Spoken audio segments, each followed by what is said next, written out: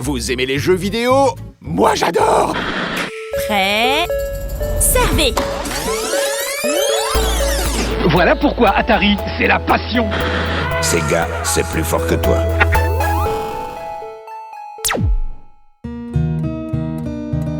L'espace, un terrain de jeu qui fascine depuis toujours. Et les studios de jeux vidéo l'ont bien compris. Que ce soit l'aventure épique de Mass Effect, l'ambition démesurée de Star Citizen ou l'horreur spatiale de Dead Space, l'espace fait toujours son petit effet.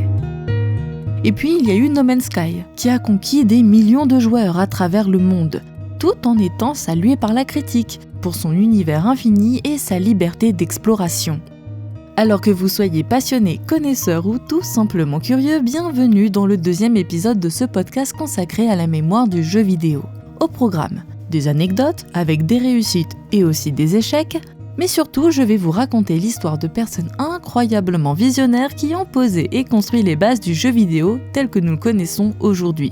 Mais bien avant le voyage de No Man's Sky dans cette mer immense qu'est l'espace, c'est un autre jeu qui a lancé cette grande odyssée. Dans l'épisode précédent, on a découvert Tennis for Two, le précurseur des jeux de sport. Cette fois, plongeons dans l'univers de Spacewar, qui s'impose comme le premier shoot'em up.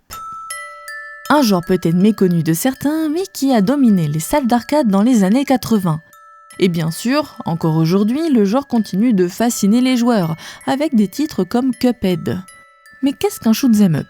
C'est simple. Imaginez-vous aux commandes d'un vaisseau spatial ou d'un personnage pris d'assaut par des hordes d'ennemis. Votre mission? Esquiver leurs projectiles et riposter.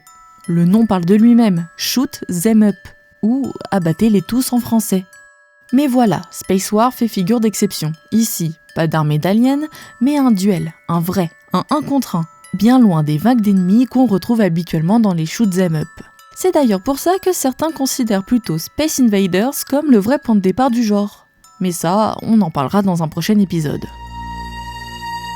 L'histoire de Spacewar débute en 1961. Au MIT, et dans une salle discrète de l'université, quelques étudiants et chercheurs se rassemblent autour d'un tout nouvel ordinateur, le DEC PDP-1. Enfin bref, j'étais habitué à de grandes piles de cartes et à de longs temps d'attente. Si vous avez de la chance, 4 ou 5 heures, et si tout allait normalement, peut-être une journée. Soit vous obteniez le résultat attendu, ce qui était dans la plupart des cas assez rare, soit votre programme plantait, et dans ce cas, vous étiez récompensé par une pile de papier sur un rouleau qui contenait tout le contenu de la mémoire dans l'ordre.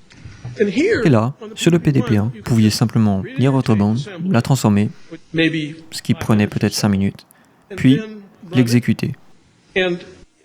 C'était comme le jour et la nuit. Et je trouvais ça génial. J'avais envie d'expérimenter avec. Comme je l'ai déjà dit dans l'épisode précédent, avoir un ordinateur c'est bien, mais il faut l'idée qui va avec. Bien sûr, vous n'êtes pas sans savoir que beaucoup de créateurs de jeux vidéo s'inspirent des contextes et polémiques de leur époque. Et un des grands sujets des années 60, c'est la course à l'espace, entre les États-Unis et l'Union soviétique. Il n'est donc pas surprenant de voir naître dans cette période un jeu de combat spatial, où 2 joueurs prennent le contrôle de leur propre astronef. Et je me suis dit que ce serait possible de faire une démonstration bien plus impressionnante de ce qu'on pouvait faire avec un écran. Et à l'époque, la course à l'espace était un sujet très médiatisé. Et je me suis rendu compte que les gens ne savaient pas comment les vaisseaux spatiaux manœuvraient. Ils les imaginaient plutôt comme des avions ou quelque chose comme ça. Et alors, j'ai commencé à parler de l'idée de créer une sorte de simulateur spatial.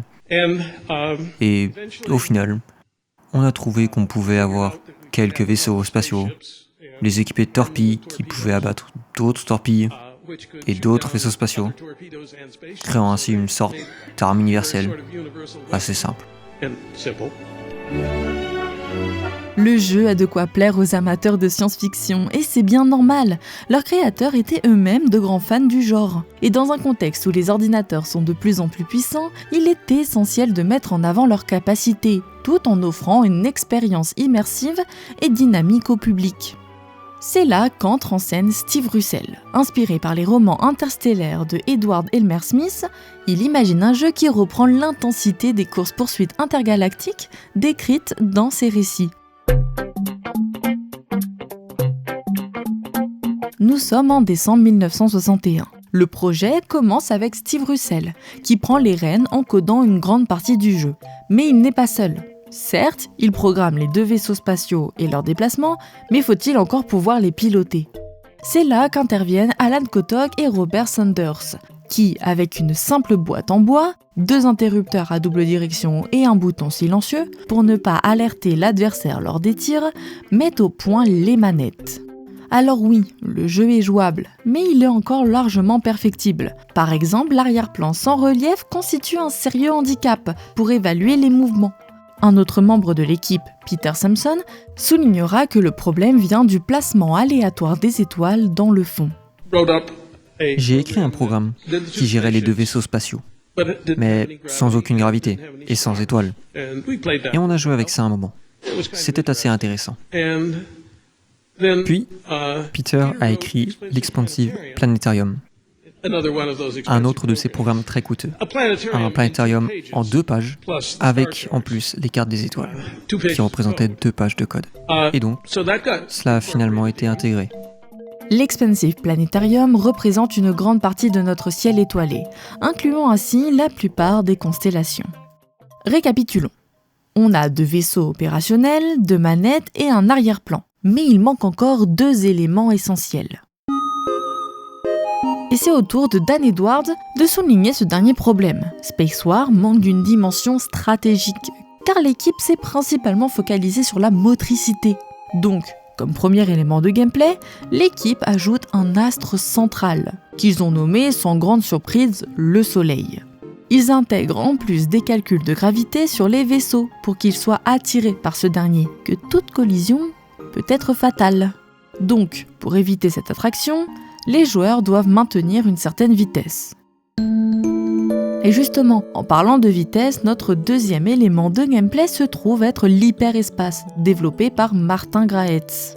Les amateurs de science-fiction le connaissent bien, c'est ce fameux mode de déplacement ultra rapide qu'on retrouve dans Star Wars par exemple. Et dans Spacewar, il permet de s'échapper en urgence.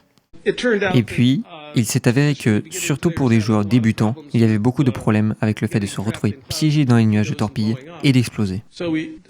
Nous avons donc décidé de développer en urgence l'hyperespace.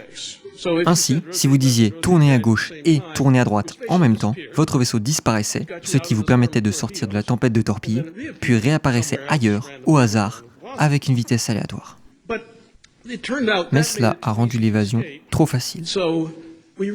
Nous avons donc réalisé que les laboratoires n'avaient pas encore terminé le développement des générateurs de champs d'hyperespace. Et ils étaient peu fiables. En fait, la probabilité d'exploser en sortant de l'hyperespace était d'environ 1 sur 8. Et en réalité, personne n'a jamais survécu à plus de 7 voyages à travers l'hyperespace. Et oui, la téléportation reste aléatoire. C'est donc pour Steve Russell une mécanique que l'on peut mais que l'on ne veut pas utiliser. Car pour rappel, si le joueur se retrouve trop proche du Soleil, c'est perdu. Après tous ces derniers réglages, fin avril 1962, Spacewar est enfin prêt. Et l'équipe peut enfin se concentrer sur sa présentation pour la journée des portes ouvertes du MIT. Leur priorité, éviter de faire les mêmes files d'attente interminables que Tennis for Two.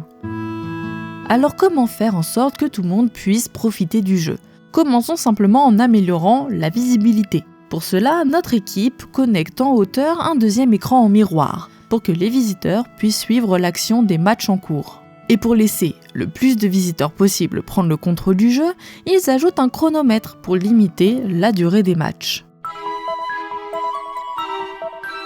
La démonstration est un tel succès que très vite l'université doit poser des limites. Pas question de monopoliser le PDP-1 pendant les heures de travail.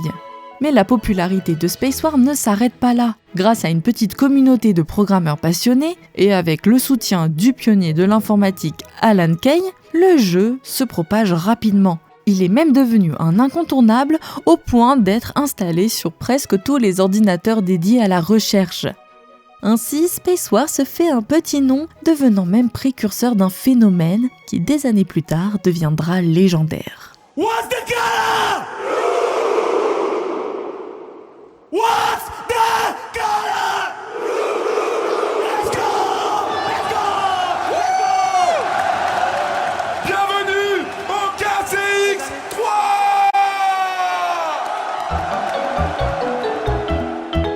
Alors non, ce n'est pas le dernier match du PSG qui fait vibrer la foule, mais bien le KCX3, un événement e-sport incroyable où l'ambiance est électrique et où s'enchaînent des matchs amicaux devant plus de 30 000 spectateurs.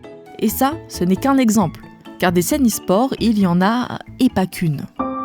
De nos jours, les compétitions de jeux vidéo rassemblent des millions de spectateurs, sur place ou en ligne. On est donc bien loin de l'époque où le jeu vidéo était cantonné aux universités.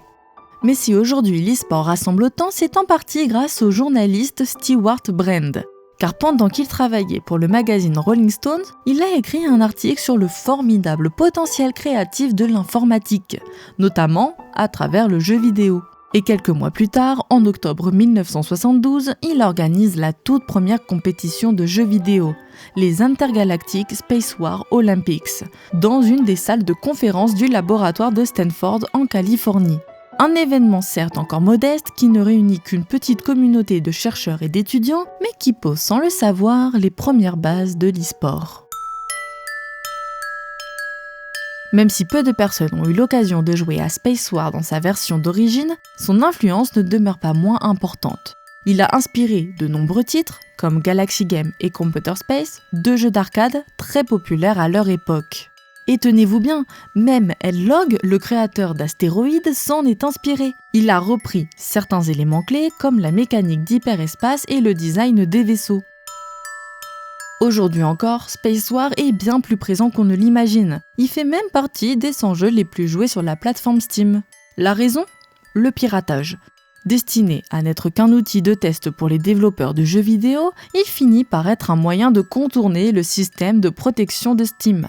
Une seconde vie assez inattendue pour ce pionnier du jeu vidéo. D'ailleurs, en parlant d'arcade, seulement 6 semaines après le tournoi Intergalactic Space War Olympics, une machine allait révolutionner le jeu vidéo. La toute première borne d'arcade. Un meuble en bois, un écran, une pièce à insérer et un jeu qui va marquer un vrai tournant.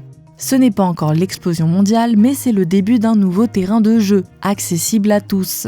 Et ce jeu simple, mais addictif, on en parlera dans le prochain épisode.